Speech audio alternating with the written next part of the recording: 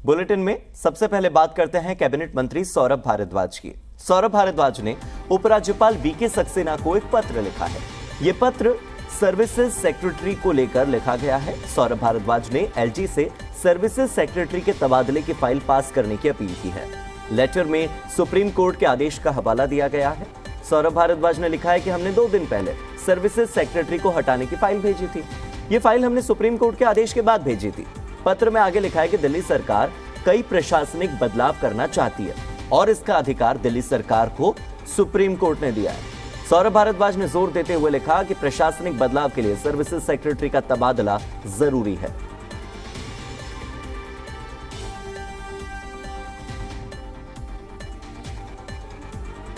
मेरे सहयोगी बलराम पांडे जुड़ चुके हैं ज्यादा जानकारी के साथ। बलराम से हम समझ लेते हैं कि इस पत्र के मायने क्या है। बलराम, पत्र लिखा है सौरभ भारद्वाज ने।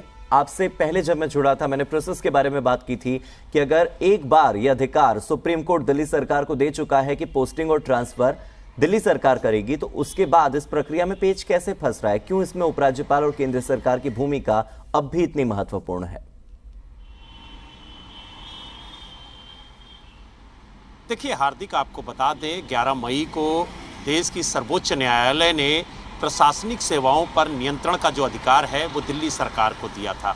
उसके बाद जो सर्विसेज डिपार्टमेंट के मंत्री हैं सौरभ भारद्वाज, उन्होंने जो सर्विसेज डिपार्टमेंट के सेक्रेटरी हैं आशीष मोरे, उनका तबादला किया था और उसके बाद उनकी जो फाइल है वो 2 दिन पहले जो एलजी वीके सक्सेना हैं उनके पास भेजी थी ताकि एलजी की सहमति मिल जाए और जो सेवा सचिव हैं उनको हटाया जाए, उनकी जगह पे एके सिंह को नियुक्त किया जाए ताकि कई विभागों का जो तबादला है वो किया जा सके। हालांकि उन्होंने आज एक पत्र लिख के एलजी से गुजारिश की है कि आपके पास 2 दिन पहले एक फाइल भेजी गई है जिसमें सर्विसेज डिपार्टमेंट के जो सचिव हैं आशीष मोरे उनके तबादले की बात कही गई है, तो अभी तक वो फाइल वापस नहीं आई है। हालांकि कल भी सौरभ भारद्वाज ने ट्वीट करके ये कहा था कि हम फाइल का इंतज़ार कर रहे हैं, अभी तक फाइल एलजी के दफ्तर से वापस नहीं आई है और आज उन्होंने पत्र लिख करके गुजारिश की है कि जल्द से जल्द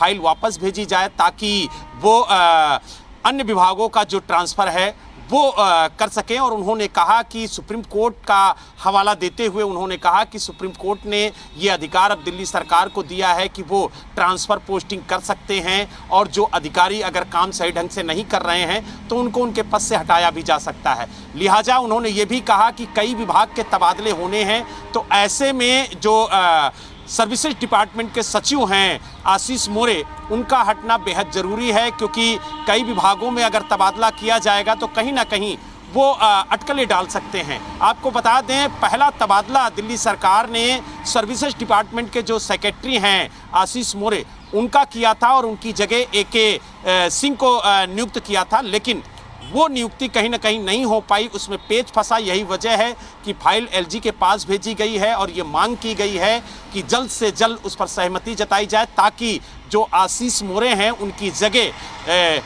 एके सिंह को नियुक्त किया जाए। हालांकि अभी तक फाइल वापस नहीं आई है, यही वजह है कि बार बार दिल्ली सरकार एलजी से आग्रह कर रही है और सुप्रीम कोर्ट का हवाला भी दे रही है कि सुप्रीम कोर्ट ने किस तरीके से निर्देश दिया था कि दिल्ली सरकार के पास अब प्रशासनिक सेवाओं का नियंत्रण होगा, लेकिन जो पहला ट्रांसफ़र है अभी तक वही नहीं हो पाया है। तो इसलिए दिल्ली सरकार ने एलजी को पत्र लिखा है और पत्र में काफ़ी कुछ लिखा है। हालांकि अब एलजी इस पत्र पर क्या कहते हैं ये भी देखने वाली बात होगी। बलराम, ये आदेश देते ही कि आशीष मोरे की जगह अब अनिल कुमार सिंह होंगे, उसके कुछ ही घंटों के बाद या कहें कि अगले ही दिन सुप्रीम कोर्ट जा पहुंची थी दिल्ली सरकार।